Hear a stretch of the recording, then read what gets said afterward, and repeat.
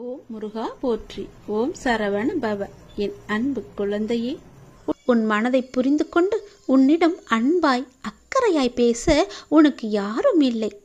என்னத்தான் உன் மனதை ஏதாவது ஒரு வேலையில் ஈடுபடுத்தினாலும் உன்னுடைய மனம் இப்படி அன்பற்ற வாழ்க்கையை நினைத்து வருந்தி கொண்டிருக்கின்றது. உன் மனதை உன்னை சுற்றி உள்ளவர்கள் புரிந்து கொள்ள நான் செய்கிறேன். நீ உன் தேவையை என்னிடம் சொல்லி புலம்பிக் கொண்டிருக்கின்றாய். நான் பார்த்து கொள்கிறேன். நான் நிச்சயமாக அனைத்தையும் மாற்றித் தருகின்றேன். உன் மனபாரங்கள் குறைந்து நீ மகிழ்வோடு வாழ்வாய். ஏனென்றால் நாளை உன் இல்லத்திற்கு நான் வரப்போகிறேன். என்னை நீ அழைப்பாயா? உனக்கான மங்கள வாக்கு ஒன்றை கூறப்போகிறேன். அதை ஏற்பாயா? மனதார ஒரு நொடி அலை. உன் மனக்கோவிலில் வந்து நான் அமர்ந்து விடுகிறேன். நம்பிக்கை இழக்காதே. எல்லாம் நன்மைக்கே. தடங்களுக்கு என்றுமே நீ வருந்தக்கூடாது. அதிலும் ஏதாவது ஒரு நன்மை இருக்கும் என்ற நம்பிக்கையோடு செயல்படு. கவலை கொள்ளாதே. இந்த நிலை கூடிய விரைவாகவே மாறப்போகிறது. அனைத்தையும் உனக்கு நான் சாதகமாக மாற்றி காமிக்கின்றேன். பயப்படாதே. எல்லாம் நன்மைக்கே என்று எடுத்துக்கொள். எது எப்படியோ எதிர்மறை எண்ணங்கள் தான் உன்னுடைய வாழ்விற்கு தடையாக இருந்தது என நீ புரிந்து கொண்டாய் அல்லவா? நானே உனக்கு புரிய வைத்திருக்கின்றேன். உன் நம்பிக்கைகள் குறுகிய வட்டமாகவே இருக்கின்றன. உன்னால் அதை கடந்து வெளியே செல்ல முடியாது என்று உன்னை நீயே குழப்பிக்கொண்டு இருந்தாய். இப்போது உணர ஆரம்பித்து விட்டாய் அல்லவா? அதிலிருந்து விடுபட நீ என்ன பயிற்சி செய்ய வேண்டும் என உனக்கு நான் வழிகாட்டுகிறேன். அதற்கு சிலர் உன்னை தேடி முன் வருவார்கள். அவர்கள் என்ன சொல்கிறார்களோ அது போலவே நீ செய். நீ இனி தடைகள் உடைத்து அனைத்திலும் வெற்றி பெறுவாய்.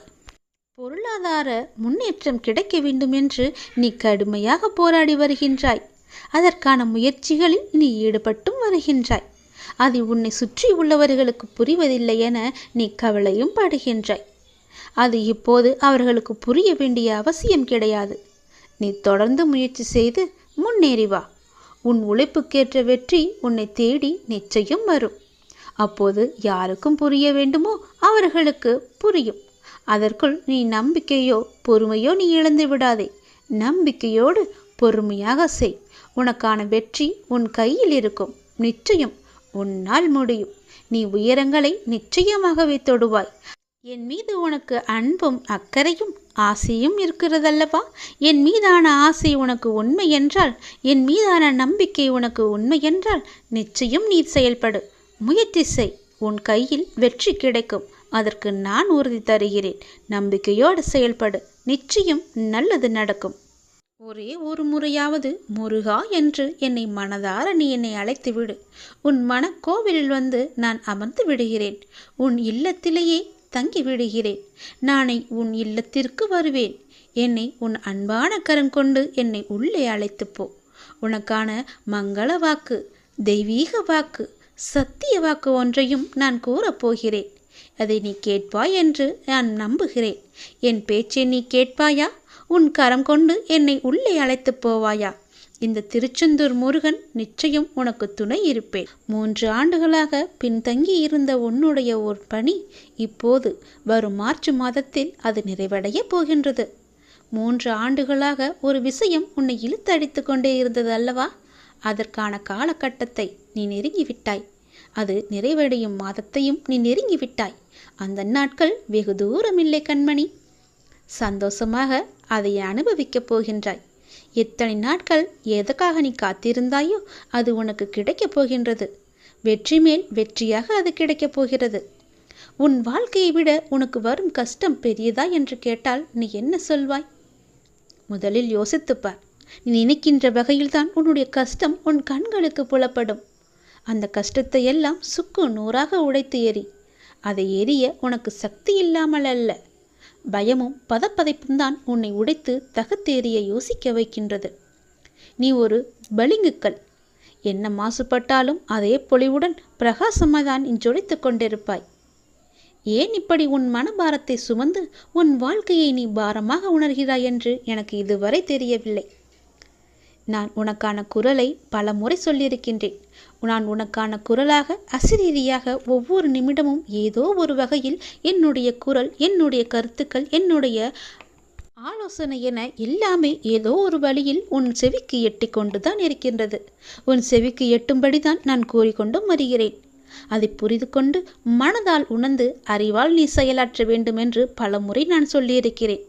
நான் சொல்வதையெல்லாம் பெரிதாக எண்ணுகிறாயா என்று எனக்கு தெரியவில்லை. பெரிதாக எடுத்துக்கொண்டால் அதில் நீ நிச்சயம் முன்னேறியிருப்பாய். ஏதோ சொல்கிறார், ஏதோ நாம் ஏன் கேட்க வேண்டும் என்ற எண்ணத்தில் பாதி மட்டும் எடுத்துக்கொண்டு மீதியை விட்டு விடுகிறாய். நீ எல்லோரையும் முக்கியமாக நினைக்கின்றாய். அதே போல அவர்களும் நினைக்க வேண்டுமல்லவா? அப்படி அவர்கள் உன்னை அலட்சியப்படுத்தியவர்கள் நீ முக்கியம் என்று வருவார்கள். உன்னுடைய அருமை புரிந்து உன் அன்பு எவ்வளவு பெரியது என்று கவலை கொள்ளாதே. ஒருவர் கஷ்டத்தில் இருக்கும்போது கடவுளின் அனுகிரகம் கிடைப்பது மிக பெரியது. அவர்கள்தான் மிக பெரிய புண்ணியசாலிகள். கஷ்டத்தில் இருக்கும்போது கடவுளின் அனுகிரகம் அவருக்கு கிடைத்துவிட்டால் யோசித்துப்பார், எவ்வளவு பெரிய நன்மை அளிக்கும் அவர்களுக்கு. நீ அப்படிப்பட்ட புண்ணியசாலிதான். ஏனென்றால் கடவுளின் முழு அனுகிரகமும் முழு பார்வையும் உன் கஷ்டமான நேரத்தில் உனக்கு கிடைத்து கொண்டே இருக்கின்றது. உனக்கு கடவுளின் அருள் இருந்து கொண்டே இருக்கின்றது. நீ இனிமேல் கவலை கொள்ள வேண்டிய அவசியமே இல்லை. கஷ்டம் தரும் நிலைகளை எல்லாம் உடைத்து தகத்தெறிந்து சுக்கு நூறாக தகத்தெறிந்து உன்னை உனக்கே புதிதாய் தோன்ற வைத்திருக்கிறது. புதிய வாழ்க்கையை புது புத்துணர்ச்சியுடன் நல்ல எதிர்காலத்தை நீ பெறப்போகின்றாய். வரும் மார்ச் மாதத்தில் அதற்கான ஏற்பாடுகள் எல்லாம் நடைபெறும். 3 ஆண்டுகள் நிலுவையில் இருந்த உன்னுடைய பணிகள் நிறைவேறப் போகின்றது. என் கண் விழியில் உன்னை வைத்து கண்ணிமை கொண்டு காத்து வருகின்றேன். உனக்கான காலம் கனிந்து விட்டது. உன் வாழ்க்கையும் பிரகாசமாக ஒளிக்கப் போகிறது. என் மீது நீ வைக்கும் நம்பிக்கை என்றுமே வீண் போகாது. நான் சொல்வது சத்தியமாகவே நடக்கும். நீ வேண்டுமென்றால் இந்த முருகன் மீது நம்பிக்கை வைத்து நம்பிக்கையோடு காத்திருந்து நான் சொல்வதையெல்லாம் கேட்டு மார்ச் மாதத்தில் நீ என்னை சோதித்துப்பார். நிச்சயம் அது நடக்கும். இத்தனை நாட்களாக அது நடக்குமா நடக்காதா என்று என்னிடம் வந்து வேண்டி வேண்டி நின்றாயல்லவா? அதற்கான பதிலோடு தான் நான் வந்திருக்கிறேன். நான் தந்த இந்த பதில் உனக்கு நிச்சயம் நடக்கும். உன்னுடைய கஷ்டங்களுக்கெல்லாம் ஒரே காரணம் என்னவென்று தெரியுமா? உன் கூட பிறந்தவர்களே உன் மீது கண் வைத்து விட்டார்கள். அதனால்தான் நீ தாங்க முடியாத மன கஷ்டத்தில் சூழ்ந்து கொண்டிருக்கின்றாய்.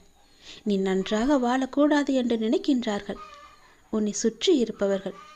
உன் உடன் பிறந்தவர்களே உன் மீது கண் வைக்கும்போது நீ எப்படி இப்படியெல்லாம் மன கஷ்டத்திற்கு ஆளானா என்று நீயே உணர்ந்து கொள். இதற்கு நிறையவே காரணம் இருக்கின்றது. சொல்வதை கொஞ்சம் பொறுமையாக கேள். இது முருகனின் வாக்கு. நீ தாங்க முடியாத மன கஷ்டத்தில் இருக்க, அது எனக்கு நல்லாவே தெரியும். உன் மனசு பூரா வெறும் கஷ்டத்தை மட்டுமே ஏன் அடைச்சி போட்டு வச்சிருக்க? அதில் கொஞ்சமாவது சந்தோஷத்தை திணிச்சுப்பாரு. அப்படி இல்லைன்னா எப்போதோ நடந்த சந்தோஷத்தை கொஞ்சமாவது நினச்சிப்பாரு. அந்த மனம் சங்கடத்தில் இல்லாமல் கொஞ்சமாவது புன்சிரிப்போடு இருக்கும்படி நீ வச்சுக்கோ. உன்னுடைய சங்கடத்தெல்லாம் யார்கிட்டையாவது சொல்லி அழலான்னு நினச்சிக்கிட்டு இருக்க இல்லையா? அப்படி யாரும் உனக்கு கிடைக்கலன்னா என்கிட்ட வா. என்னிட்ட வந்து உனக்கு எப்படியெல்லாம் என்னென்ன சொல்லணுமோ எல்லாத்தையும் சொல்லி உன் மனசார சொல்லிட்டு போ. உன் மனசில் உள்ள எல்லாத்தையுமே நீ சொல்லு. நான் கேட்டுக்கிட்டே இருப்பேன். நீ சொல்லாமலேயே எனக்கு தெரியும். ஆனால் நீ சொன்னன்னு வச்சுக்கையே, உன் மனசில் உள்ள பாரம் எல்லாம் முற்றிலுமாக குணமடைஞ்சிடும். எல்லாமே குறைஞ்சி நீ சந்தோஷமாக வீட்டுக்கு போவ. ஏன்னா உன்னை தாங்கி பிடிச்சுக்கிட்டு இருப்பது நான். உன்னுடைய கஷ்டத்தை எல்லாம் போக்க போவது நான். உனக்கு மன நிம்மதியை தரப்போவது நான். உன்னை நல்லா வாழ வைக்க போவதும் நான் தான். நீ நல்லா வாழக்கூடாதுன்னு நினைக்கிறவங்க தான் உன்னை சுற்றி இருக்காங்க. உன்னை சுற்றி உள்ளவங்க மட்டும் இல்லை, உன் கூட பிறந்தவங்களே நீ நல்லா இருப்பதை பார்த்து உன்னை பார்த்து கண் வச்சுக்கிட்டு இருக்காங்க. அப்படிப்பட்டவங்க எல்லாம் உன்னிட்ட இருந்து தூரமாக இருக்கும்படி நீ நினச்சிக்கோ. தூரமாகவே வச்சுக்கோ. சொல்வதெல்லாம் புரியுதா? நீ நல்லா வாழக்கூடாதுன்னு நினச்சவங்க முன்னாடி நான் உன்னை வாழ வச்சு காமிக்கிறேன். நீ சந்தோஷமாக வாழ போகிற. நீ கேட்டது எல்லாமே சந்தோஷமாக நீ எடுத்துக்கிட்டு போய் நல்லா வாழு. உனக்கு தேவையானதை கொடுப்பதற்கு தானே உன்னுடைய அப்பா நான் இருக்கேன். என்னை நம்பியவங்க என்றைக்குமே தோற்று போனதா சரித்திரமே கிடையாது. உன்னை சுற்றி இருக்கிறவங்க தான் உன் மேலே கண்ணு வச்சுக்கிட்டு இருக்காங்கன்னு நீ நினச்சிக்கிட்டு இருக்க இல்லையா? உன்னுடைய வளர்ச்சி கண்டு உன் கூட பிறந்தவங்களே இப்படி இருக்கும்போது உனக்கு எவ்வளோ பெரிய மன வலியை தரும்னு எனக்கு தெரியும். நீ மனசார யாருக்குமே எந்த துரோகமும் நினைக்கல. எல்லோருமே நல்லா இருக்கணும்னு தான் நீ நினைக்கிற. ஆனால் அப்படி நினைக்கிறவங்களுக்கு தான் அதிக கஷ்டத்தை நம்முடைய அப்பா கொடுப்பார்னு உன் மனசு பூரா நினைஞ்சிக்கிட்டு இருக்க இல்லையா? அது முற்றிலுமே தவறு. நீ நல்லா இருப்ப, எந்த கவலையும் உனக்கு வேணாம். உனக்கு தேவையானது எதுன்னு எனக்கு தெரியும். உன்னுடைய பொறுப்புகளை எல்லாமே நான் பார்த்துக்கிட்டு இருக்கும்போது நீ ஏன் கவலைப்பட்டுக்கிட்டு இருக்க?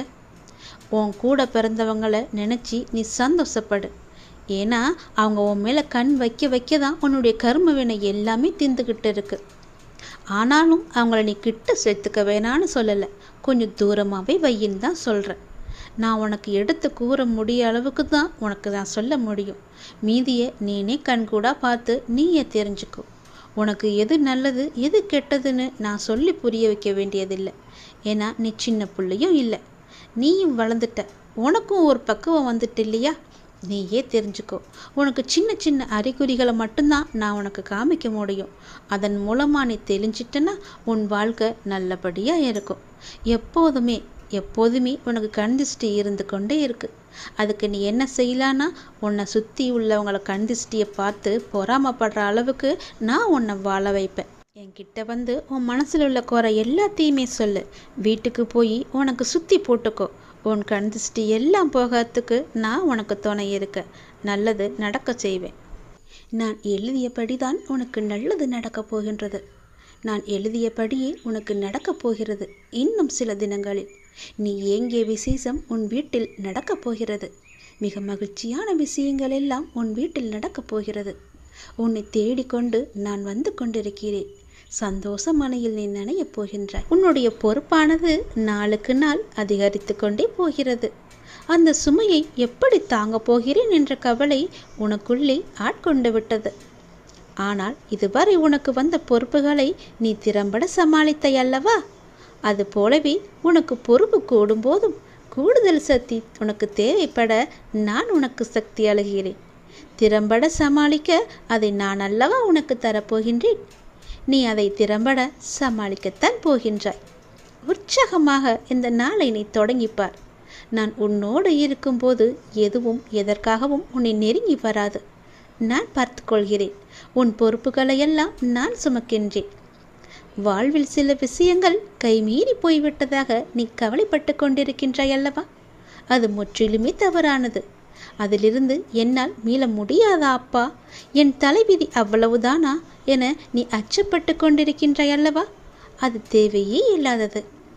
உன்னுடைய அப்பா நான் இருக்கின்றேன். பிறகு ஏன் உனக்கு அச்சம்? அச்சம் எதற்காக? உன் தலைவிதியை தலைகீழாக மாற்றி உன்னை தலை நிமிர செய்ய உன்னுடைய அப்பா நான் இருக்கின்றேனே. உன் படிப்பு, உன் அறிவு, உன் திறமைக்கு உனக்கு முன்னேற்றம் நான் தரமாட்டேனா? அதற்கேற்ற நல்ல முன்னேற்றத்தை நானே வழங்குகிறேன். நான் தருவேன். உன்னுடைய கர்ம வினை கண்டு நீ பயப்படாதே. உன் வாழ்க்கையில் அனைத்தும் தீர்ந்து நீ வெற்றியும் பெறப்போகின்றாய். உன் கஷ்டங்கள் எல்லாவற்றையுமே நான் தீர்க்க வைக்கப் போகின்றேன். நீ வெற்றி பெறுவதற்கு என்ன எல்லாம் செய்ய வேண்டுமோ அது எல்லாவற்றையும் நான் செய்கின்றேன். அது என்னை வழிபடுவதால் உனக்கு நிச்சயம் சாத்தியமாகும். நான் நம்ப வேண்டும் என்று உன்னை அடிக்கடி கூறுவது அதனால்தான். என் மீது முழுமையான நம்பிக்கை வைத்தால் என்னால் எதையுமே எளிதாக உனக்கு செய்து தர முடியும். நீ நினைத்தது எல்லாமே நடக்கும். என்னை நம்பு. நீ நினைத்தது நடக்கும்படி நான் உனக்கு அருள் வழங்குகிறேன். உன் மனம் ஏங்கிய ஒரு விசேஷம் உன் வீட்டில் விரைவாக நடக்கப் போகின்றது. ஒவ்வொரு முறையும் உனக்கு நான் வாக்களிக்கும் பொழுது இது நடக்குமா நடக்காதா என என் மீது நீ நம்பிக்கை இழக்காதே. உன்னோடு இருப்பது நான் அல்லவா? நான் நடத்துகிறேன் எல்லாவற்றையுமே. அப்பா நான் இருக்கும்போது உனக்கு ஏன் பயம்? எப்படி நடக்குமோ என்ற ஏன் அச்சம்? நம்பிக்கையோடு காத்திரு. நல்லது நடக்க நான் உனக்கு துணை இருப்பேன். உனக்கு எதை எப்போது எந்த நிமிடத்தில் எந்த நொடியில் தர வேண்டும் என்று நான் எழுதி வைத்தனோ அதை அப்பொழுதுதான் நான் தருவேன். நான் எழுதியதை யாராலும் மாற்ற முடியாது. நான் எழுதியது எப்போது என்று எனக்கு மட்டுமே தெரியும். அதை அந்த நேரத்தில் உன்னிடம் வந்து கொண்டு சேர்ப்பது என்னுடைய பொறுப்பு. அப்படி கொண்டு வந்து சேர்க்கும்போது யார் தடுத்தாலும் அவர்களை மீறி உன்னிடம் வந்து கொடுக்க செய்வேன். உனக்கு கிடைக்காமல் போன ஒன்றுக்காக நீ வருந்தக்கூடாது. ஏனென்றால் அது உன் கையில் விரைவில் கொண்டு வந்து சேர்ப்பதற்கான எல்லா ஏற்பாடுகளையும் நான் செய்துவிட்டேன். மிக மகிழ்ச்சியான நாட்கள் எல்லாம் உன்னை தேடி வந்து கொண்டிருக்கின்றது. நல்ல நல்ல புத்தம்புது நிகழ்ச்சியெல்லாம் உன் வாழ்க்கையில் நடக்கப் போகின்றது. சந்தோஷ மலையில் நீ நனையப் போகின்றாய். வெற்றி மலையை உனக்கு குவியந்து குவியப் போகின்றது. வெற்றி முழக்கம் உன் வீட்டு கதவை தட்டப் போகின்றது. சந்தோஷமாக இந்த நாளை நீ தொடங்கிப்பார், நல்லது நடக்கும். எப்போதும் என்னுடைய இன்முகத்தை உன் நினைவில் வைத்து, என்னுடைய நாமத்தை உன் நாவில் வைத்து ஒவ்வொரு நாளையும் நீ தொடங்கிப்பார், நல்லது உன் வீட்டில் நடந்து கொண்டே இருக்கும். உனக்கு இந்த முருகனின் வாக்கை சொல்வதற்காக நான் வந்திருக்கிறேன். நீ அறிந்தோ அறியாமலோ யாரிடமாவது கடும் சொற்களை பேசியிருப்பாய் என்று என் மனதிற்கு படுகிறது. அதனால் உன் மனதார ஒரே ஒரு முறை மன்னிப்பு கேட்டுவிடு. நீ மென்மேலும் வளர்ந்து வளர்ச்சியடையப் போகின்றாய்.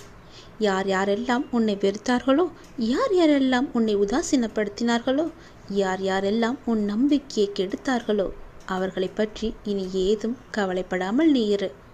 நான் இருக்கின்றேன். உனக்கு கோபம் வேண்டவே வேண்டாம். தினம் தினம் நீ வழிபடும் என்னையே திருடன், பைத்தியக்காரன், பிச்சைக்காரன், வழிபோக்கன் என்று பலரும் சொல்லவில்லையா? அதற்கு நான் பொறுமையாக இல்லையா? எனக்கும் கோபம் வரும் தானே. ஆனால் என் கோபத்தை அடக்கிக் கொண்டு நான் பொறுமையாக இல்லையா? நீயும் காத்திரு. உனக்கு வரும் அனைத்தையும் நான் ஏற்றுக்கொள்கிறேன். என் அனுமதி இல்லாமல் எதுவும் உனக்கு நடக்கப் போவது கிடையாது. எவரும் எதையும் நாட முடியாது. உன்னை தேடி யாராலும் வர முடியாது. கவலைப்படாதே. உன்னை தூற்றியவர்களெல்லாம் உன்னை போற்றும் காலத்தை நான் உருவாக்கி தருகிறேன். கலங்காதே. அனைத்துமே பொடி பொடியாக போகின்றது. கண்களை மூடிக்கொள்ளாதே. கண்ணை திறந்து பார். உன் முன்னால் நான் இருப்பது உனக்கு தெரியும். உன்னை சுற்றி பார். உன் சுற்றுப்புறம் எல்லாமே நான் இருப்பது உன் கண்ணுக்கு தெரியும்.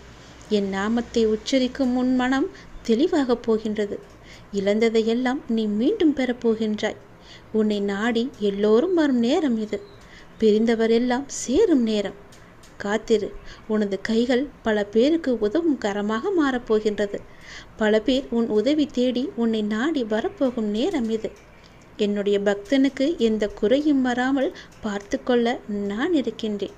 என் பக்தனுக்கு எந்த தேவைக்கும் எதுவும் பிரச்சனை இல்லாமல் நான் பார்த்து கொள்கிறேன். உன் தேவையை நிறைவேற்றும் பொறுப்பை நான் எடுத்துக்கொள்கிறேன். உன் குறைகள் அனைத்துமே தீர்ப்பதற்கு நான் உன் கூடவே இருக்கப் போகின்றேன். உனக்கும் எனக்கும் இடையே உள்ள பந்தம் நிரந்தரமாக இருக்க வேண்டுமானால் நீங்கள் என்னை பரிபூரணமாக நம்புங்கள். வேறு மார்க்கமே இல்லை. இந்த ஒளிவு மறைவு விளையாட்டுக்கள் எல்லாம் என்னிடம் வேண்டாம். ஒரு முறைதான் நான் உன்னிடம் சொல்வேன். நீ மென்மேலும் வளர்ந்து வளர்ச்சி அடைய வேண்டுமென்றால் நான் சொல்வதையெல்லாம் கேள். நீ இழந்ததையெல்லாம் மீண்டும் பெற வேண்டுமென்றால் நான் சொல்வது போலவே நீ செய். உன்னை பிரிந்தவர் எல்லாம் உன்னை தேடி வரும்படி நான் அமைத்து தருகிறேன். பிரிந்தவர் உன்னை சேரும் நாளை நான் அமைத்து தருகிறேன்.